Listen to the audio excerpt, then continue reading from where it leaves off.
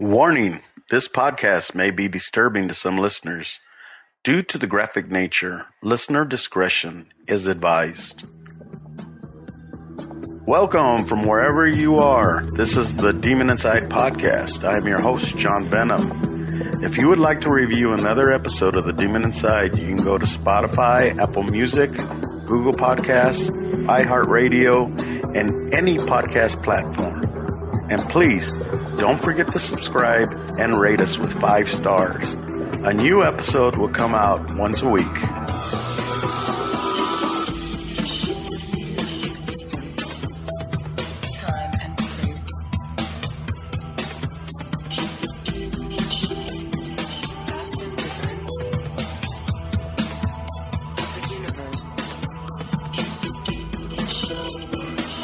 We will be right back after a word from our sponsors.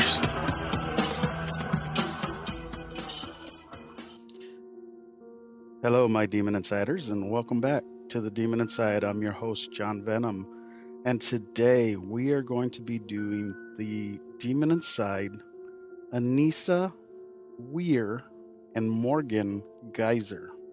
Now, before I start doing that podcast, I want to send out a couple of shout-outs. The first one's going to be to my cousin, Madi. She had mentioned doing this podcast, the Slenderman stabbing, quite a bit ago, and I told her I would do it. And I have a real hard time with this case, only because I don't like talking about children. And these 2 little girls were 12 years old, but we'll get into that in a minute. But this shout out goes to Madi, my cousin. And I have a second shout out that goes out to a Circle K worker out here in San Antonio where I'm at. Her name's Rebecca. And Rebecca, every time I go buy like a soda or something, she's the nicest person ever. And she says that she listens to my show. So this is your shout out, Rebecca.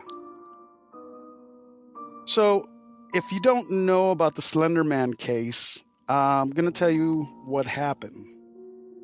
And right now, a lot of it has been in the media because they just released Morgan Geyser. So on May 31st of 2014, in Waukesha, Wisconsin, Anissa and Morgan lured their friend Peyton, who they called Bella, into a wooded area where they ended up stabbing her 19 times. After that happened, the 2 little girls, they're 12 years old, they left. And thank God Peyton, or Bella, survived this attack. She was found by a bicycle rider who called 911 and saved her life. I'm going to play the 911 call for you right now. 911. What's the address of your emergency? Waukesha County, Lindy. I'm transferring over a caller on Big Bend at the dead end just south of Rivera. Okay. Came upon a 12-year-old female. She appears to be stabbed. She appears to be what? Stabbed. Stabbed? Correct. Okay. Sir, you still there? Yes. Hi, sir. So are you with this 12-year-old female? Yes, she says she's having trouble breathing. She said she was stabbed multiple times. Stabbed multiple times? Yeah. Okay, sir. Are you with her right now? Yes. Is she awake? She's awake. Is she breathing?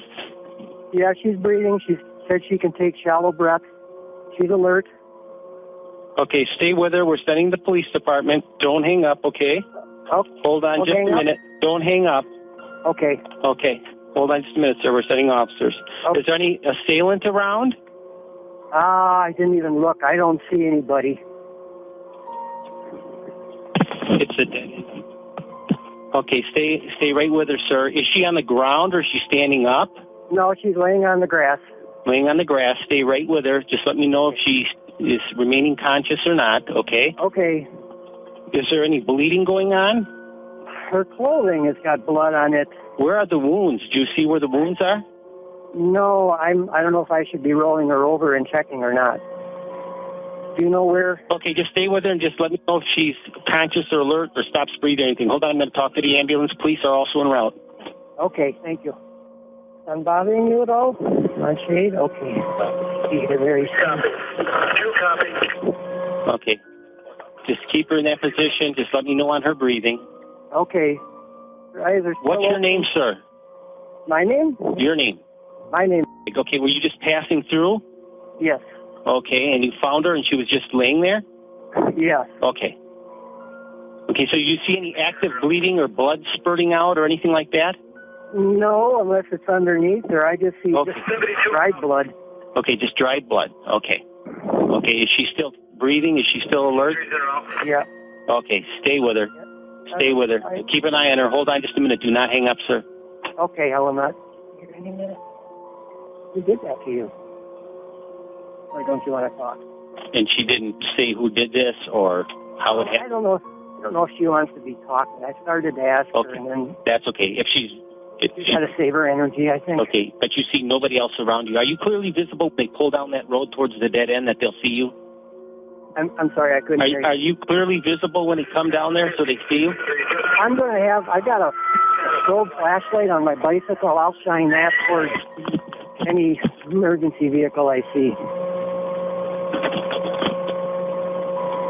And I'll be standing in the middle of the road. You're in the middle of the road? And where's she, in the side of the road? Yeah, she's on a grass, a little trail I take on my bicycle. Okay, see. Don't hang up, sir. Just stay right with me. Okay. And let me know immediately if you see anything else suspicious in the area, car or person, anything. All right. Keep your eyes open. Was anyone coming or leaving, or any cars coming or leaving when you came upon her? No. Nothing? No. So were you on foot walking by, or did you pull up in a car? Bicycle. You're on a bicycle. Yeah. How did you see her? Did you just... She's right in the middle of the little path I take. Middle of the little path. Okay. Yeah. There's a squad car coming now. Okay, the squad car coming? Okay, flag the squad car down, protect her. There he's coming. Does she have a bike or anything with her? No, I don't see it. One sandal is off, but, maybe 3 feet away from her. Okay, flag that officer down. I'm going to let you go. Okay, you meet with him right now, okay? Okay, thank you. After this little girl was stabbed and 911 came out and they picked up Bella, she told them right away who did it. She said it was her 2 friends and they tried to kill her. About 4 or 5 hours later, they found these 2 little girls 4.5 miles away from where they were at. Now, according to them, they were walking because they were going to go find Slenderman. And I'm going to explain what all this is because it's really weird. So if you've never heard about Slenderman, it's a fictitious monster that was created on the internet by an internet user named Eric Knudsen, which also was AKA Victor Surge.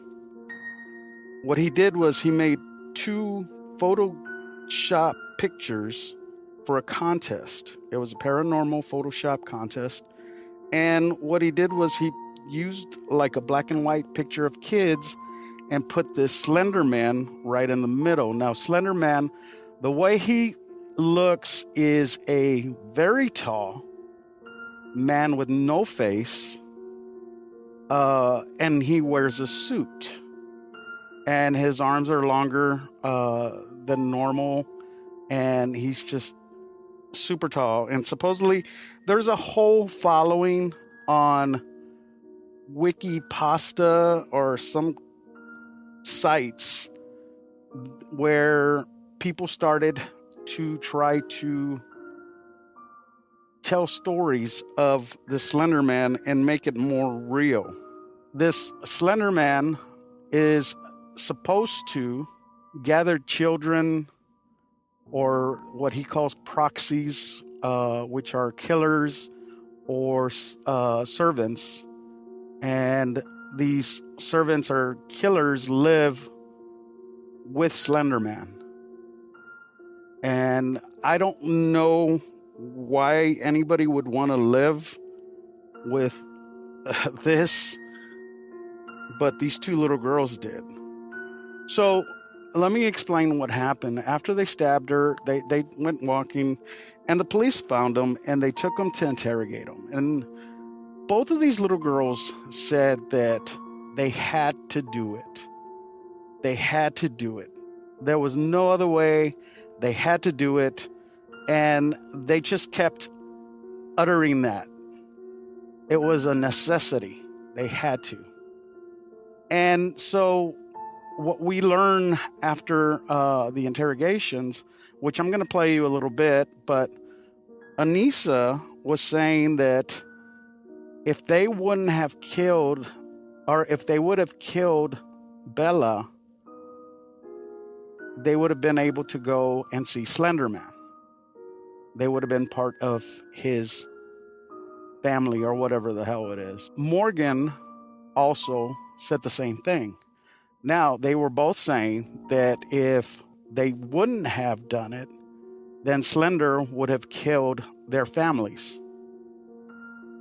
So basically, they put themselves in a situation where they felt like we either kill Bella or this thing's going to come and kill all of us.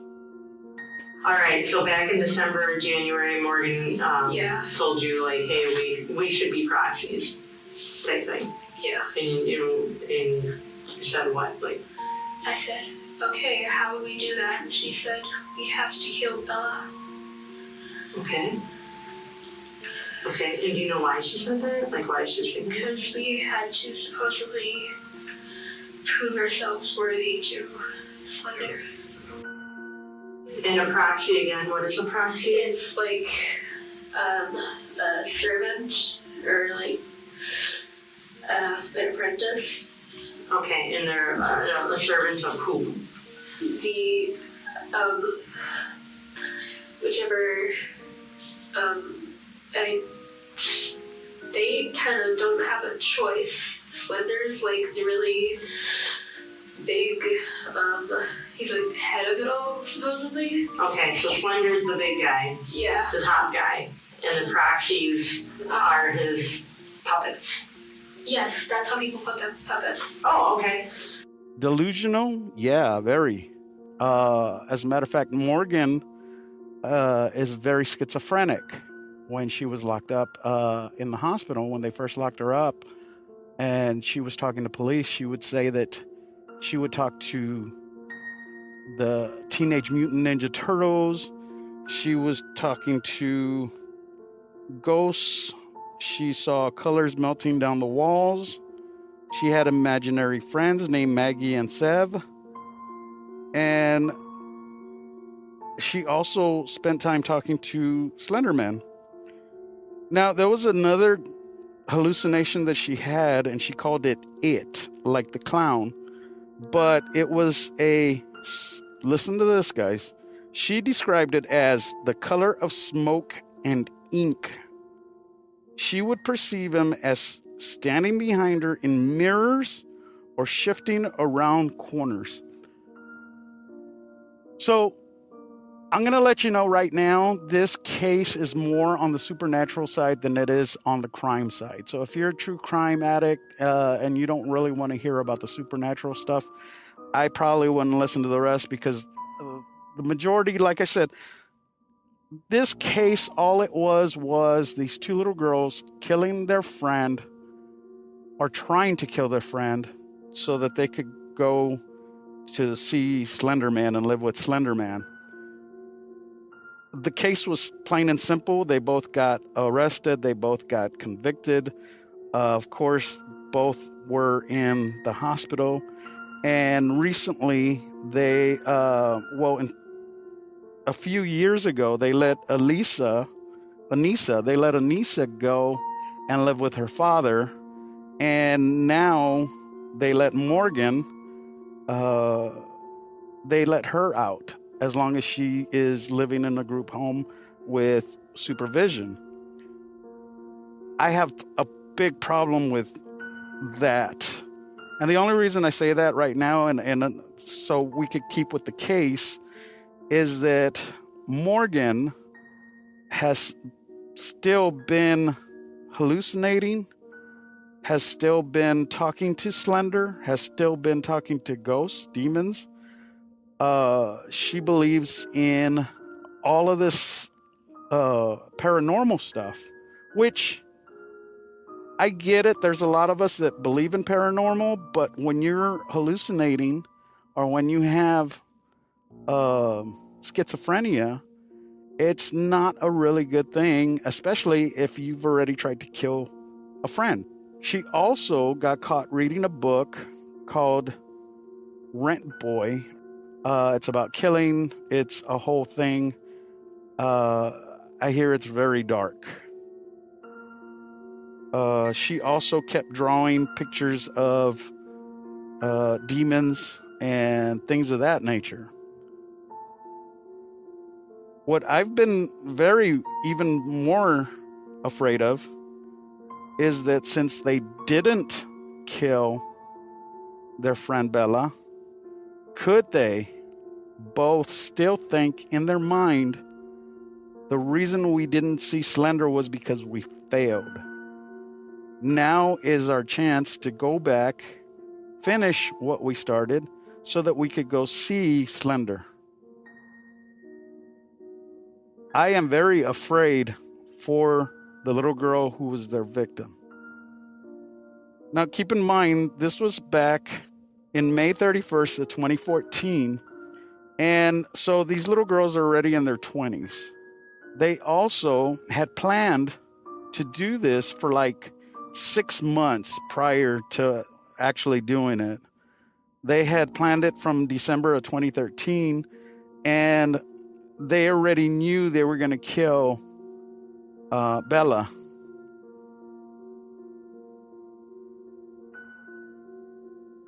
So what we're talking about here is basically a sacrifice.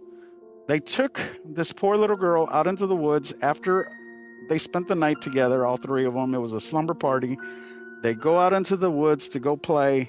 They stab her so many times, but like I said, luckily she lived. And they thought that this little girl was going to die, and that was going to be their sacrifice to Slenderman.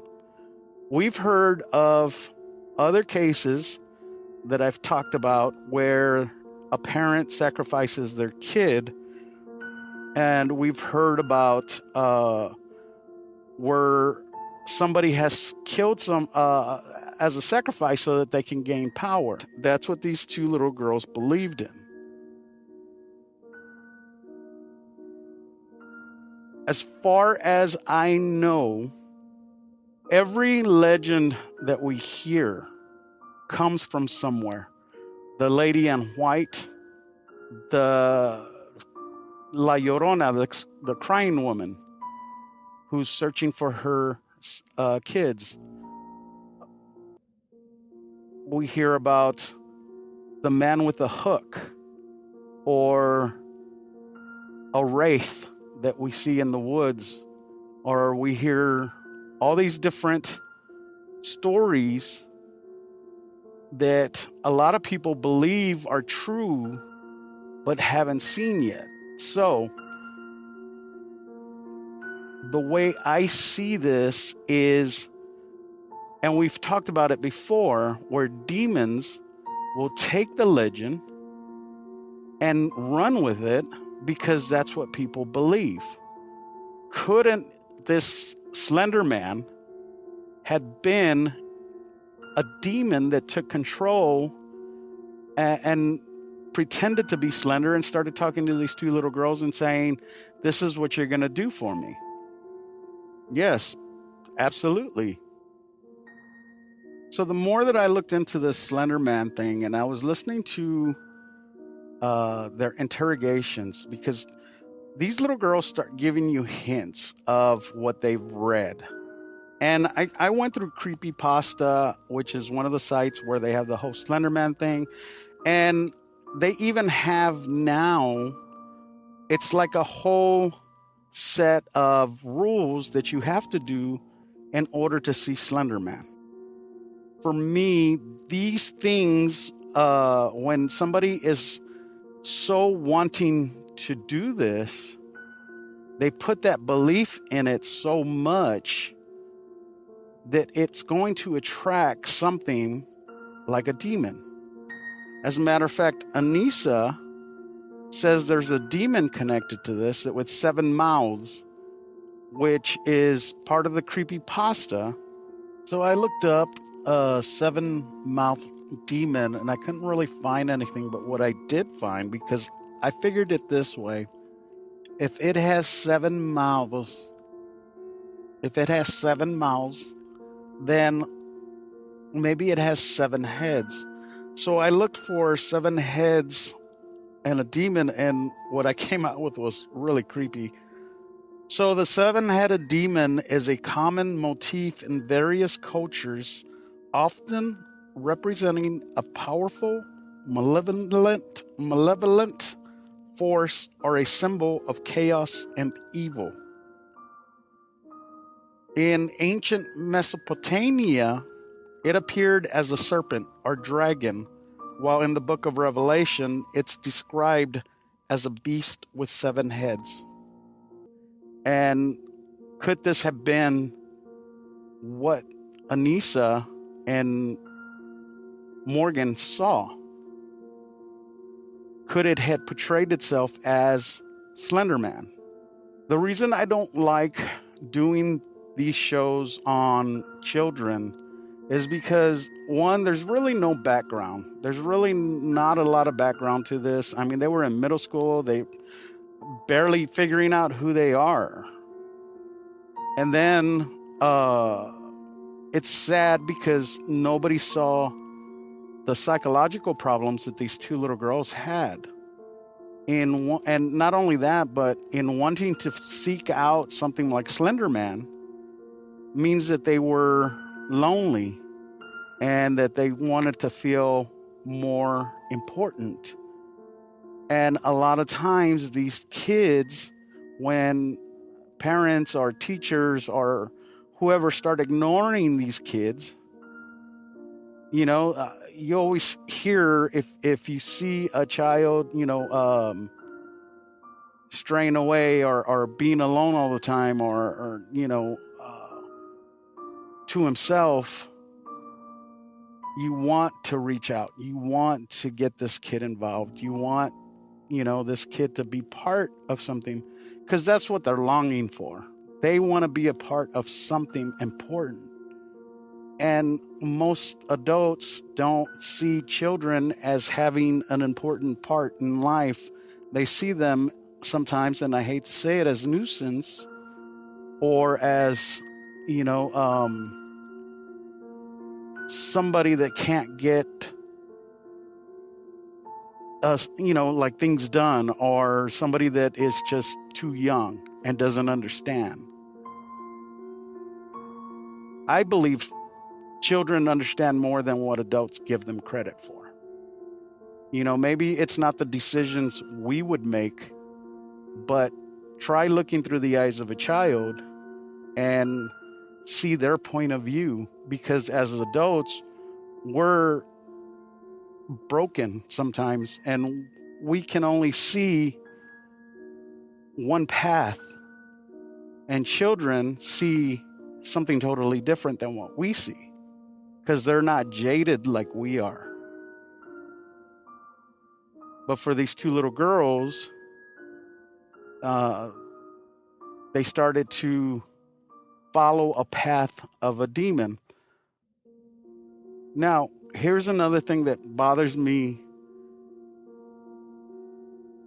This Slenderman story started on the computer. We've had shows where demons supposedly have been on apps. So for me, they had this demon approach them. And what I'm thinking is, maybe these little girls, what they ended up doing was a Ouija board at some point, because they seem like the type that would want to do seance or, try to conjure up something. And I'm not just saying like Ouija boards are the way to bring entities into your life, but it is a good way to do it. Let's be honest. There's a lot of people out there that have done Ouija boards and they've regretted it. And there's a lot of people that have done Ouija boards and nothing happens. So could it be a doorway? Sure, it could be. So what did it bring through? Well, Anissa told you. Let's go back real quick to what she says she saw. She saw a smoke-like, ink-like figure that she could see in the mirror. Now, if you ask paranormal investigators or anybody with a medium or any type of spirituality or something like that, they're all going to tell you the same thing. There is power or things in the mirrors. Sometimes they're even gateways to the other side. And it's normal in cultures. When somebody passes away and they would have a wake in the house, they used to cover the mirrors so that the soul would not get caught in the mirror. Could that have been the entity or the demon that these two little girls were talking to? Yes, most certainly.